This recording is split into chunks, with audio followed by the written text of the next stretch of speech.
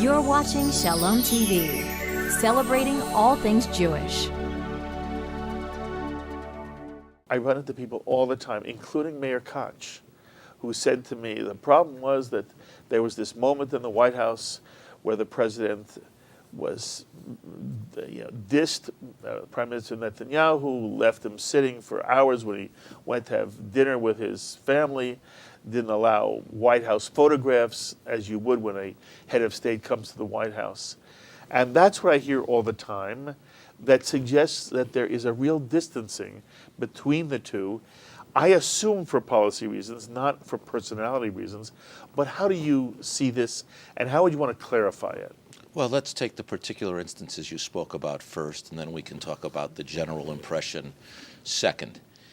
First, this alleged incident in the White House where the president left the Netanyahu contingent to starve while he went and had dinner with his family.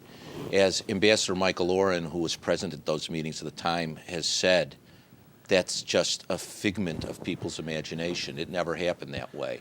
In fact, what happened was the president and the prime minister met for an extended period in the late afternoon, and at the conclusion of that meeting, which was quite a good meeting, as reported to me not only by the Americans who were in the room, but the Israelis who were present, the Israeli delegation asked if they could have space in the White House in order to conduct a meeting among their group to decide what the next steps would be in terms of working on the problem that they were working through with the administration. And the White House, of course, accommodated the Israelis and let them find a space in the White House to conduct those meetings. The president then excused himself, said the meetings were concluded, it was wonderful to have been with the prime minister, he was going to go up to the residence. In fact, the president's family was out of town at the time, so it's not as if he went to have dinner with his wife and children. And he said, I'm going to be upstairs in the event that you need me, give me a call and I'll come back down.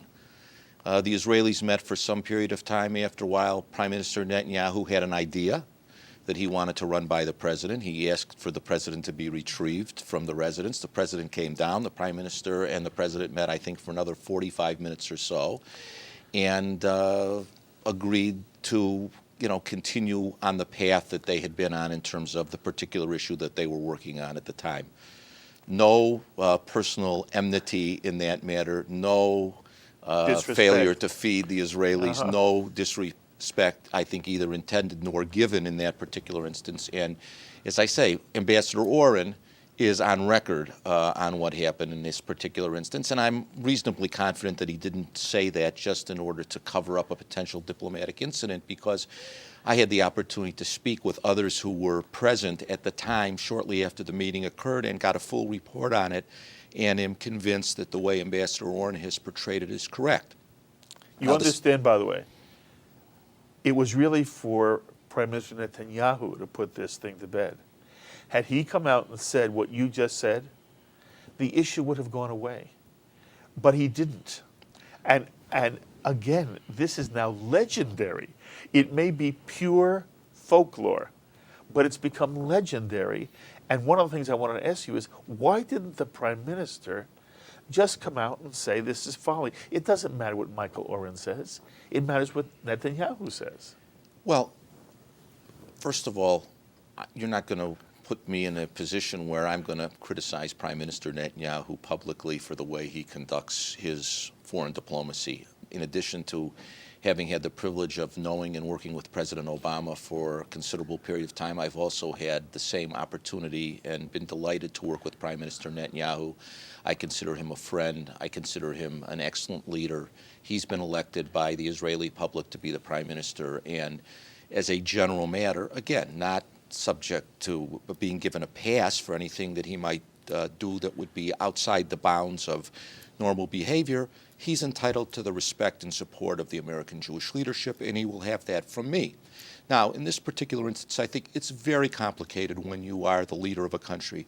You are not going to respond to every single inquiry from the press and every single slight. You have to kind of pick your spots. And I think, in part, the Prime Minister's failure to take on these types of attacks against President Obama that relate to whether or not they got along well at a particular meeting is almost a response on his part that suggests he's not going to dignify that type of gossip with a response. The facts of the relationship are what the facts are, and what they show is, and I think Prime Minister Netanyahu has said this clearly, as has the Defense Minister Barak and others, that the relationship between the United States and Israel, particularly in terms of security, is stronger than it's ever been. The coordination between the United States military and what goes on with the IDF is better than it's ever been. Diplomatically, Prime Minister Netanyahu stated, for instance, after President Obama's most recent speech at the United Nations, that President Obama deserved a badge of honor for the way he stood up on behalf of Israel. Ambassador Oren has said recently that the United States and Israel are on the same page when it comes to the peace process, so that the diplomacy is in sync, and certainly the efforts that both countries have made together on the situation with respect to Iran are beginning to make a difference. So the facts are what the facts are, and I think that there is a decision that politicians have to make, and President Obama has to make these decisions all the time on a wide variety of factors.